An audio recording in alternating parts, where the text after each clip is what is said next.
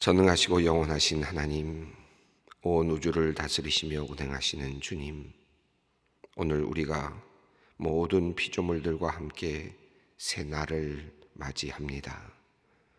주님은 우리의 힘이시며 우리의 소망이십니다.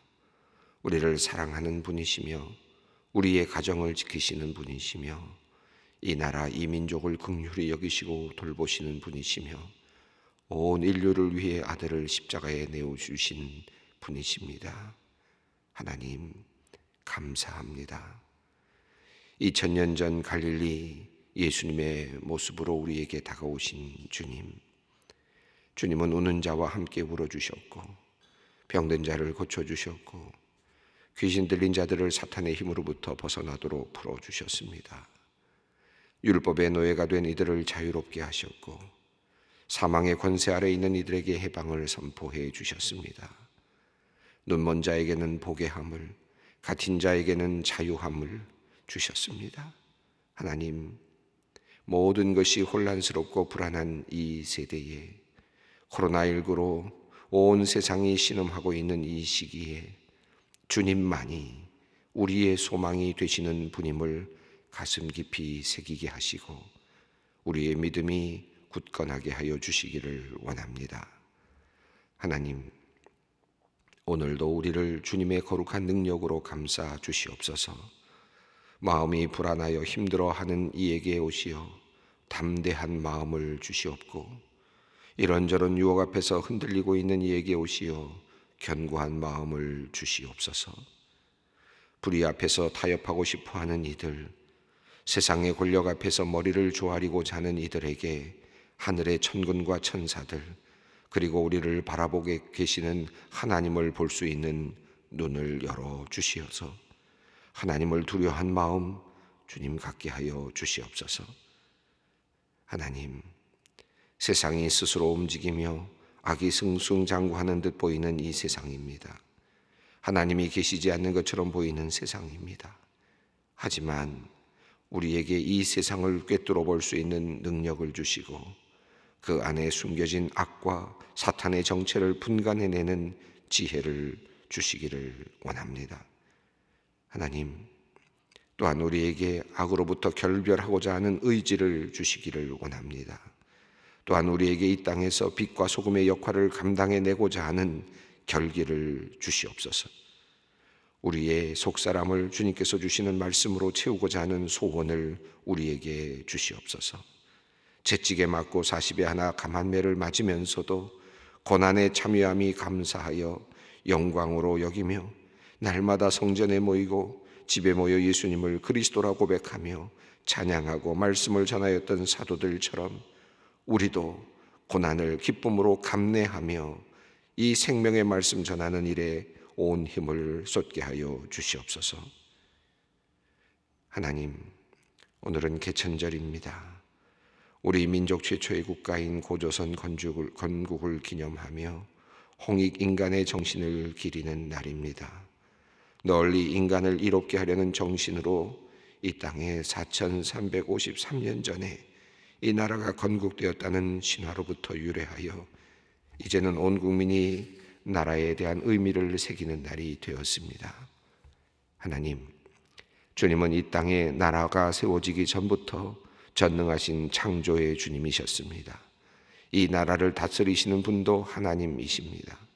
하나님, 이 나라 이 땅을 위해 기도합니다. 먼저 북한 땅을 위하여 기도합니다.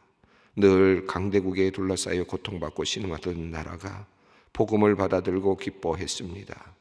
북한 땅에 교회들이 세워지고 온 동네가 함께 예배를 드리는 예루살렘과 같은 땅이 되었습니다. 하지만 악의 세력은 그것을 그대로 놓아두지 않았습니다. 하나님을 부인하며 인간의 힘으로 유토피아를 건설할 수 있다는 사상이 그만 그 땅을 지배하고 말았습니다. 포악한 독재자의 지배 아래서 허울 좋은 공산주의 사상 아래서 백성들은 신음하며 살게 되었고 이미 70년 포로의 시간이 흘렀습니다. 주님의 자녀들, 신앙의 자유를 지키려던 이들은 북한 땅을 떠나 정처 없이 남한 땅으로 내려와 피난민이 되었습니다. 그래도 신앙의 힘으로 이 땅을 다시 복구하며 주님께 기도하는 나라를 만들었습니다. 첫 제헌국회 때부터 기도로 시작한 나라입니다. 하나님을 의지하며 하나님께 기도하며 기적을 경험해 왔습니다. 눈부신 경제 발전을 이루며 부강한 나라로 역사상 유례가 없는 나라가 되었습니다. 하오나 하나님, 오늘날 이 땅에도 하나님을 부인하는 사상과 세력이 이 세상, 이 땅을 지배하고자 악한 마술을 드러내고 있습니다. 하나님을 잃으면, 기도가 멈추면 이 땅은 다시 황무해질 것을 알기에 우리 믿는 이들이 안타까운 마음으로 주님께 간구하며 기도합니다. 하나님, 이 나라를 지켜주시옵소서. 이 땅이 온전히 하나님을 섬기며 주님께 도움을 구하며 살아가게 하여 주시옵소서.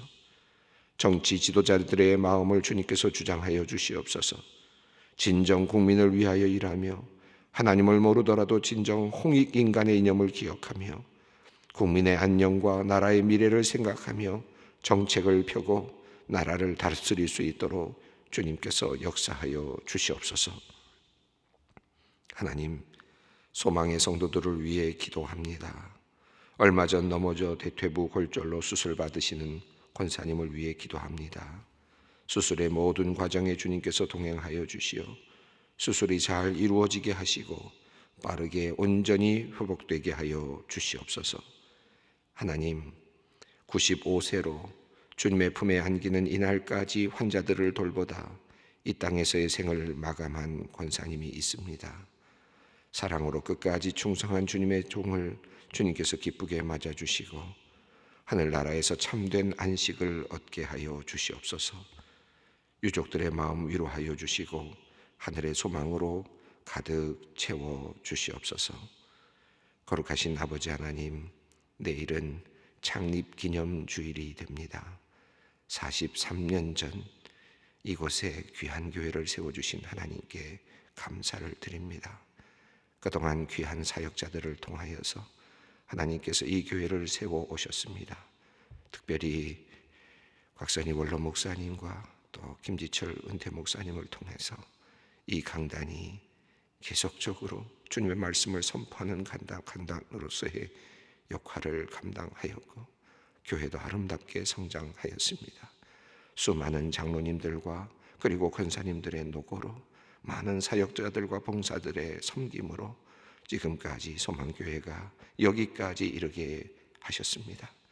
거룩하신 아버지 하나님, 이 소망교회 위에 하나님께서 은혜 위에 은혜를 더하여 주셔서 이 제단이, 이 강단이, 그리고 이 교회가 빛과 소금의 직분을 감당해내는 귀한 주님의 교회 되게 하여 주시고 새롭게 더욱더 건강하게 자라나는 귀한 교회 되게 하여 주시옵소서. 이제 말씀 앞으로 나아갑니다. 주님의 성령을 내려주시고 우리가 말씀을 읽고 나눌 때 주님의 은혜가 충만케 임하여 주시옵소서. 우리 주 예수 그리스도의 이름으로 기도 올리옵나이다. 아멘. 오늘 우리에게 주시는 하나님의 말씀 사도행전 6장 1절로 7절 말씀입니다. 사도행전 6장 1절로 7절 말씀 우리가 함께 봉독하겠습니다. 그때에 제자가 더 많아졌는데 헬라파 유대인들이 자기의 과부들이 매일의 구제에 빠짐으로 히브리 사람을 원망하니 12사도가 모든 제자를 불러 이르되 우리가 하나님의 말씀을 제쳐놓고 접대를 일삼는 것이 마땅하지 아니하니 형제들아 너희 가운데서 성령과 지혜가 충만하여 칭찬받는 사람 7을 택하라. 우리가 이 일을 그들에게 맡기고 우리는 오로지 기도하는 일과 말씀 사역에 힘쓰리라 하니 온 무리가 이 말을 기뻐하여 믿음과 성령이 충만한 사람 스데반과 또 빌립과 브로고로와 니가노르와 디몬과 바메나와 유대교에 입교했던 안디옥 사람 니골라를 택하여 사도들 앞에 세우니 사도들이 기도하고 그들에게 안수하니라. 하나님의 말씀이 점점 왕성하여 예루살렘에 있는 제자의 수가 더 심히 많아지고 허다한 제사장의 무리도 이 도에 복종하니라. 아멘. 사도들이 복음을 전하다가 잡혀가게 되었고 그리고 가말리엘로부터 시작되는 뜻하지 않은 변호가 있었습니다. 산헤드린 공의회에서 변호를 해 주었고, 그래서 결국은 제자들이, 사도들이 매를 맞고 이제 다시 쫓겨나게 되었습니다. 그럼에도 불구하고 제자들과 사도들은 그렇게 능력받고 매를 맞는 것을 마땅한 일로 여기고 도리어 기쁜 일로 받아들이고, 그리고 계속해서 그들은 집에서 그리고 성전에서 복음을 전하는 일, 예수는 그리스도이시다라고 하는 이 복음 내용을 전하는 일을 계속하였다 하는 그런 내용을 우리가 살펴보았습니다. 계속 앞서서 말씀을 드리고 있습니다만은 우리가 복음의 그 내용이 뭔가, 원 복음이 뭔가 하는 것을 우리가 계속해서 지금 다시 한 번씩 짚어가고 있는데, 우리가 무엇을 믿는가라고 했을 때 초대교회 교인들이 믿었던 가장 핵심되는 것은 예수가 그리스도이시다라고 하는 것이었고, 또 그것을 조금 더 풀어내면은 너희가 십자가에 달려 죽게 한 그 예수를 하나님께서 다시 살려내셨다. 그래서 그를 그의 오른손으로 높이셔서 우리들의 임금과 구주가 되게 하셨다. 무엇을 위하여? 우리의 회개함을 위하여, 그리하여 사죄함을 얻게 하기 위하여 하나님께서 그렇게 하셨다. 우리를 용서하게 하기 위하여, 하나님과 화해케 하기 위하여 그런 일을 하셨다라고 하는 내용이 바로 복음의 핵심적인 내용이었다 하는 것을 우리가 계속해서 살펴보고 있습니다. 자, 이렇게 1장부터 5장이 끝나고 이제 6장이 이제 시작이 됩니다. 이 단락이 조금 나누어지는데요. 1장부터 5장은 이제 교회의 시작, 예수님의 그 마지막 유언의 말씀과 그리고 성령에 대한 그 기다림에 대한 그 말씀, 부탁의 말씀이 이어졌고, 그리고 1장부터 이제 5장까지는 그 성령께서 오셨다는 이야기, 그리고 성령을 통해서 어떻게 폭발적으로 예루살렘의 교회가 성장하고 있었는지를 보여주는 내용들이 1장부터 5장의 내용입니다. 그래서 이 내용 배경 자체가 예루살렘을 중심으로 이어지고 있습니다. 이제 6장으로 넘어가면 이제부터는 조금 더 달라집니다. 예루살렘과 그리고 사마리아와 온 유대와 그리고 땅끝까지 이르러 증인이 되라라고 말씀하셨던, 명령하셨던 그 말씀을 따라서 이제 이야기의 흐름이 조금 달라지고 있습니다. 그래서 이방 땅으로 이제 열려져 가는, 그리고 또 이방 사람들의 이름이 이제 거명되는, 또 이방 사람들을 위해서 일할 사람들의 이야기가, 사람들이 이제 등장하는 그런 이제 또 다른 단락으로 넘어가게 됩니다. 6장이 이제 그런 출발점이라고 할 수 있습니다. 그래서 단락이 이제 살짝 나눠지는 그런 상황이죠. 자, 우리 1절을 한번 함께 읽어보도록 하겠습니다. 그때의 제자가 더 많아졌는데 유대파, 헬라파 유대인들이 자기의 과부들이 매일의 구제에 빠짐으로 히브리파 사람을 원망하니. 이 뒤에 나오는 내용들을 보면 이제 헬라파 유대인이라는 말이 나오고요. 오늘 이제 6장 1절 보면 헬라파 유대인이라는 말이 나왔고 히브리파 사람이라는 표현이 나왔습니다. 그래서 이제 뭔가 이렇게 그룹이 나눠지고 있는 것을 우선 볼 수 있죠. 유대 땅에, 다시 유대가 아닌 예루살렘 땅에, 지금 예루살렘 성전에서 일어나고 있는 일인데, 예루살렘 성전 안에도 히브리파 사람들이 있었고 그리고 헬라파 사람들이 있었다라고 하는 것을 우리가 알 수 있습니다. 헬라파 유대인들, 다시 말하면 헬라인이 아니고 로마인은 아니고 유대인으로서 이미 흩어져서 디아스포라의 삶을 살았던 사람들 중에 헬라 문화에 이제 그 접한 그런 사람들이 많이 있었겠죠. 로마에 살았던 사람들도 있을 것이고, 또는 여러 그리스라든지 그런 또 지역, 아프리카 지역에 여러 지역에 살고 있었던 사람들이 있었을 것입니다. 그런 사람들 중에 헬라 문화에 익숙한 그런 사람들이 예루살렘에 거주하고 있었다는 것을 우리가 알 수 있습니다. 당시 예루살렘에는 이제 로마의 지배 아래 있었기 때문에 예루살렘에는 로마인들도 있었을 것이고, 당연히 또 당연히 헬라파 관련된 헬라 문화에 익숙한 사람들도 당연히 있었을 것입니다. 자, 이제 이 6장 이후에 나오는 내용은 이제 그래서 사마리아 인들이 등장하고요. 이후에 이제 이디오피아 이야기가, 이디오피아 내시에 대한 이야기도 나오고, 그리고 이제 나중에 또 사울에 대한 이야기도 나오면서 점점 이제 그 이방인들에 대한 이야기들이 나오는데, 그 첫 번째로 헬라파 유대인, 예루살렘에 있는 헬라파 유대인에 대한 이야기가 나왔습니다. 자, 한참 교회가 성장하던 그때에, 그리고 박해에도 불구하고 그것을 아주 기쁨으로 여기면서 사도들이 열심히 교회를 세워나가던 바로 그때에 제자들이 점점 더 많아지고 있었던 그때였습니다. 그때 한 가지 원망이 일어났습니다.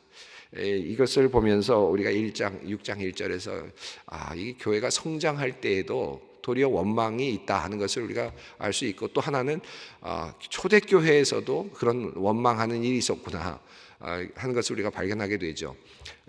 초대교회의 아나니아와 삽비라의 이야기를 통해서 그렇게 왕성하고 또 이렇게 성령으로 가득한 교회 안에도 거짓으로 또 거짓된 그런 마음으로 가득 차 있는, 어쩌면 속이는 마음으로 가득 차 있는 사람들도 교회 안에 있구나 하는 것을 우리가 배웠는데요. 또 오늘 본문 속에서 교회가 성장하고 있음에도 불구하고, 왕성하게 성장하고 있음에도 불구하고 또 그 안에는 원망하는 일들이 생겨나고 있구나 하는 것을 우리가 보게 됩니다. 참 안타까운 일이지만 악과 싸움에서 우리가 원망하는 일이 일어나면 좋겠는데, 악에 대하여서는 지금 보시면 재미있지 않습니까? 바깥에 있는 사람들이 우리를 핍박할 때 그것을 마땅한 일로 여기고, 도리어 도리어 하나님께 감사한 것으로 받아들이고, 40에 하나 감한 매를 맞는데도 불구하고 그것에 대한 불평보다는 도리어 감사하는 마음으로 당연히 지어야 되는 그런 어떤 고통으로 그렇게 생각하면서 아주 거뜬하게 외부적인 어떤 핍박에 대해서는 감내를 하고 있는데, 그런데 지금 내부적으로는 헬라파 유대인들과 그리고 히브리파 사람들 사이에 이 원망함이 일어나고 있다. 이게 참 아이러니죠. 바깥에 그 외부로부터 오는 핍박에 대해서는 아주 든든하게 지켜내고 어떠한 핍박도 견뎌낼 수 있을 만큼 강력한데, 내부적인 그 안에서, 내부 안에서 일어나고 있는 조그마한 불평등, 조그마한 어떤 약간의 그 문제들이 도리어 큰 문제가 되고 교회를 어지럽게 하는 그런 일들이 종종 있는 것을 우리가 보게 됩니다. 이게 인지상정인지 이게 우리가 우리가 판단하기 어렵습니다만은 초대교회 경우에도 이런 일들이 일어나고 있었다 하는 것을 우리가 알 수 있고, 또 오고 오는 교회 안에서도 이런 일들이 상당히 많이 일어나고 있음을 보게 됩니다.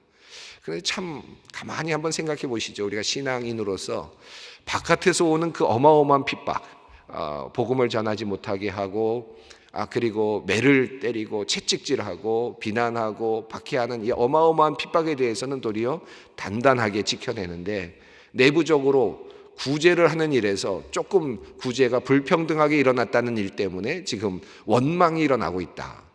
교회가 혼란스러워지고 있다. 힘이 내부로부터 약화되고 있다 하는 것을 우리가 보게 됩니다. 그래서 우리가 교회가 보다 더 건강하게 성장하기 위해서 꼭 해야 될 일 중에 하나는, 어떤 외부적인 핍박에 대해서도 우리는 사실 신앙만 굳건하다면 사실 교회는 아주 안전하게, 도리어 핍박이 셀수록 교회는 물론 인원은 줄어들 수 있을지 몰라요. 그러나 핍박이 강할수록 교회는 더 단단해지고, 그리고 도리어 그 순교의 자리까지 나갈 수 있는 힘이 있습니다만은, 내부적으로 원망이 일어날 때는 교회가 참 힘들어질 경우들이 참 많습니다. 그러므로 우리가 교회를 잘 아름답게 유지해 나가기 위해서 제일 먼저 또 생각해야 될 부분이 뭐냐면, 이 교회 안에서 일어날 수 있는 자그마한 원망들에 대해서 우리가 깊이 생각하고 또 지혜를 모으는 그런 일들이 필요하다 하는 것을 우리가 알 수 있습니다.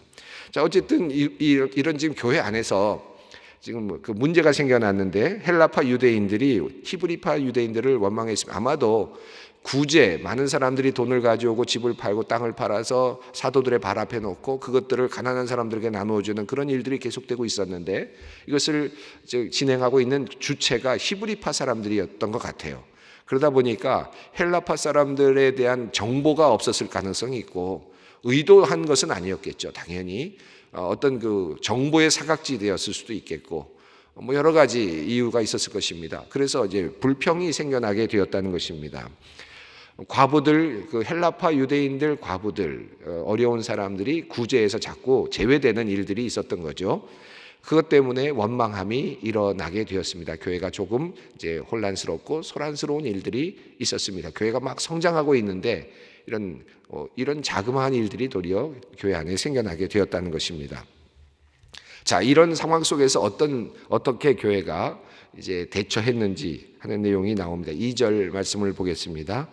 12사도가 모든 제자를 불러 이르되 우리가 하나님의 말씀을 제쳐놓고 접대를 일삼는 것이 마땅하지 아니하니. 이 1절에 모든 그 과부들이 매일의 구제에 빠짐으로라고 했을 때 그 헬라어는 디아코니아입니다. 그러니까 섬김, 모든 섬김에 그 빠졌다라고 했는데 2절을 보면 하나님의 말씀을 제쳐놓고 접대를 일삼는 것이 마땅하지 아니하다라고 하는 이 그 말에는 디아코니아가 사용되지 아니하고 트라페사가 사용됩니다. 이 단어는 아주 쉽게 말하면 테이블입니다. 뭐 식탁이 될 수도 있고 탁자가 될 수도 있습니다. 그래서 여러 가지 해석이 가능한데 식탁이 되면 음식을 같이 나눠 먹는 것이 될 수도 있고 또 음식을 나누어 주는 행위가 될 수도 있고요. 그냥 테이블이 되면 그냥 탁자가 되면 그 안에서 구제금이라든지 구제 물품들을 나누어 주는 테이블 위에서 나누어 주는 또는 그것을 작성하는 이런 모든 행위들을 포함하는 그런 표현입니다.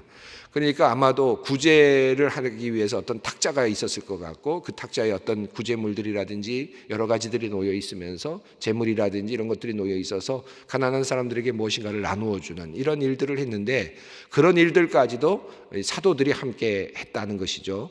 이렇게 하다 보니까 정보의 어떤 누적 또 누락 이런 것들이 일어나게 되었고 너무 많은 일을 하다 보니까 그런 일이 일어났다는 것입니다. 자, 그래서 사도들이 이 이야기를 12사도가 제자들에게 이야기를 하면서 3절입니다. 형제들아 너희 가운데서 성령과 지혜가 충만하여 칭찬받는 사람 7을 택하라. 우리가 이 일을 그들에게 맡기고.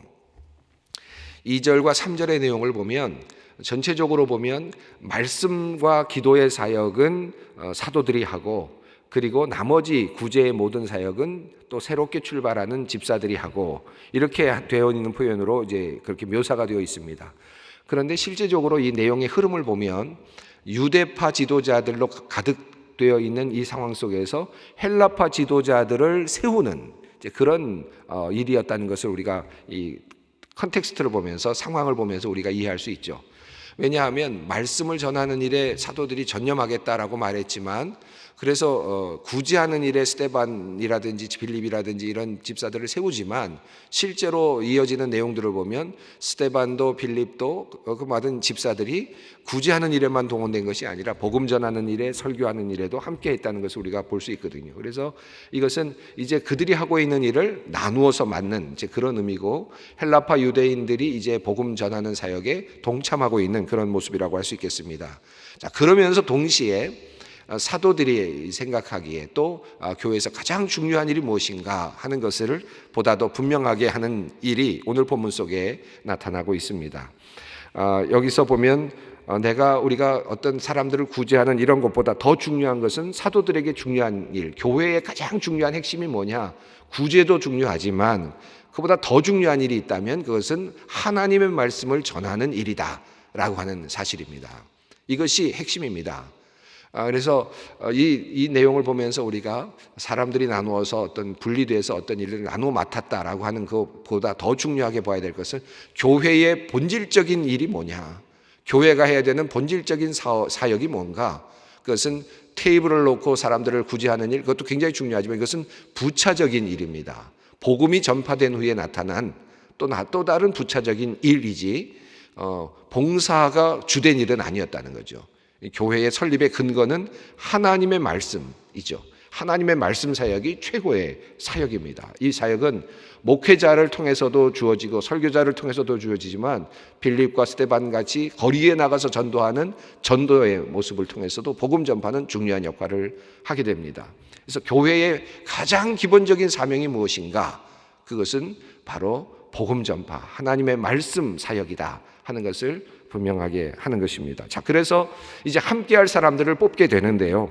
3절을 보면 형제들아 너희 가운데서 성령과 지혜가 충만하여 라는 표현이 나왔습니다. 제가 지난 시간 전에도 제가 성령 충만에 대한 이야기를 하면서 이 본문 6장 3절 말씀을 예로 들었습니다. 뭐 다 잊어버리셨겠지만 이 말씀은 충만이라는 뜻의 그 의미가 갑자기 충만해지는 것과 서서히 계속해서 영향력을 미치면서 차오르는, 마치 그래서 인격화되는 그런 그 충만이 있다라고 말씀드렸는데, 이 단어, 여기서 사용된 단어는 어떤 단어일까요? 맥락상 보시면 이해가 되시죠? 여기서는 플레레스입니다. 플레레스에 해당되는 플레레이스라고 하는 단어를 쓰고 있습니다. 다시 말하면 점차 차올라서 가득 채워지는, 그래서 모든 그 영향력을 미치고 있는, 성령이 그에게 영향력을 미치고 있는 상태, 계속해서 영향력이 증가되고 있는 상태, 그런 의미를 표현하는 것입니다. 근데 여기 보면 성령과 지혜가 충만하여 라고 하는 말이 나왔습니다. 푸니마토스라고 하는 단어가 나왔고요. 지혜는 소피아입니다. 소피아, 여러분, 이 그리스, 헬라에서 가장 핵심으로 다루고 있는 것이 뭡니까? 소피아죠.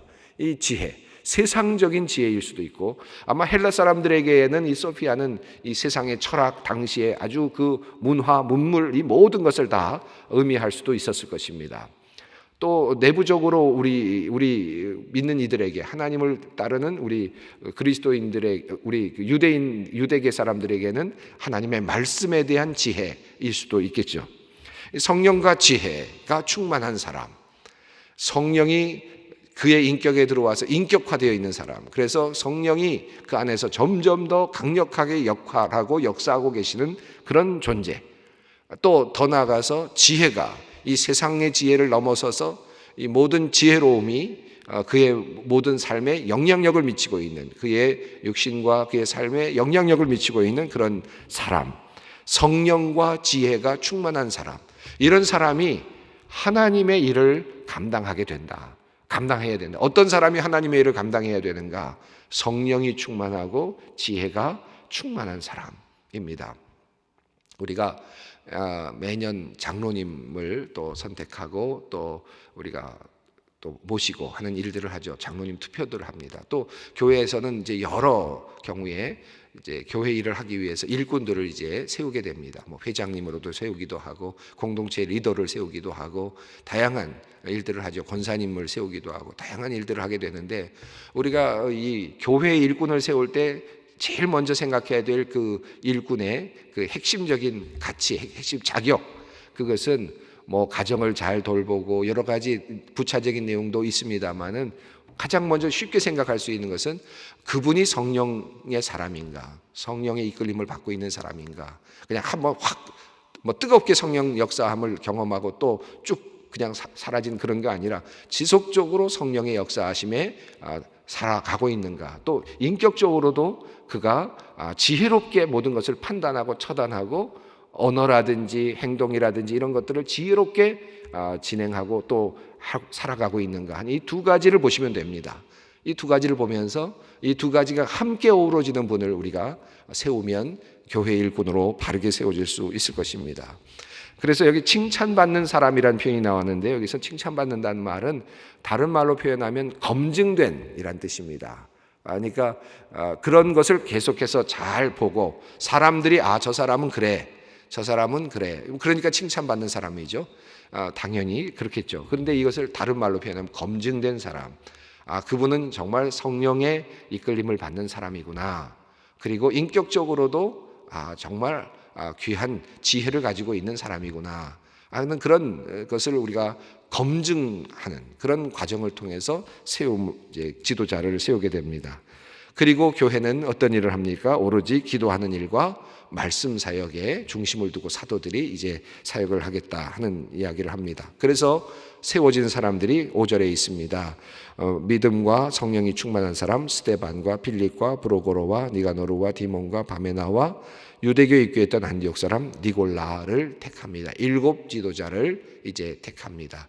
여기에는 집사로 세웠다라는 표현은 나와 있진 않고요. 디아코니아라고 하는 표현에서 디콘이라는 말이 나오고 집사라는 표현이 나왔는데, 사실 여기에서는 집사라는 표현은 정확하게 나오지는 않습니다. 그들을 이제 6절 말씀, 사도 앞에 세우니 사도들이 기도하고 그들에게 안수하니라. 7절 읽습니다. 하나님의 말씀이 점점 왕성하여 예루살렘에 있는 제자의 수가 더 심히 많아지고 허다한 제사장의 무리도 이 도에 복종하니라. 교회가 성장하는 가장 중요한 일, 가장 중요한 하나의 방법, 그리고 또 교회의 교회됨은 어디에 있는가? 하나님의 말씀이 점점 더 왕성하여지는 데 있습니다. 그래서 우리가 이제 내일 우리가 우리 소망교회 창립 43주년을 맞습니다. 우리 소망교회 강단은 말씀이 풍성했던 강단이죠. 또 말씀이 늘 풍성한 강단으로 지금까지 지켜져 내려왔습니다. 또 강단에서뿐만 아니라 우리 성도들의 삶이 지혜로웠고 또 성령으로 충만해서 말없는 봉사와 또 말없는 복음 전파를 아주 실행해 왔던 교회라고 할 수 있습니다. 이런 교회, 우리 앞으로도 우리가 어떤 교회가 될 것인가? 가장 중요한 것은 말씀이 왕성해지는 교회. 그러기 위해서는 여러분께서 저를 위해서도 기도해 주시고 우리 목회자들을 위해서 간절히 기도해 주셔야 됩니다. 그리고 목회자들이 말씀에 집중할 수 있도록 여러 가지 여건들을 최선을 다해서 도와주시기를 부탁드리고, 또 여러분들도 각자의 자리에서 말씀이 왕성해질 수 있도록 구역의 자리, 구역 모임의 자리든 어떤 자리에서든지 말씀이 왕성해지는 그런 자리가 될 수 있도록 함께해 주시면 참 좋겠습니다. 오늘 창립기념주일을 또 맞으면서 오늘 본문이 또 연관이 되는 그런 말씀이 됩니다. 오늘 말씀 생각하면서 주님께 소망교회를 위해서 함께 기도해 주시면 좋겠습니다. 함께 주님 가르치신 기도를 드리겠습니다.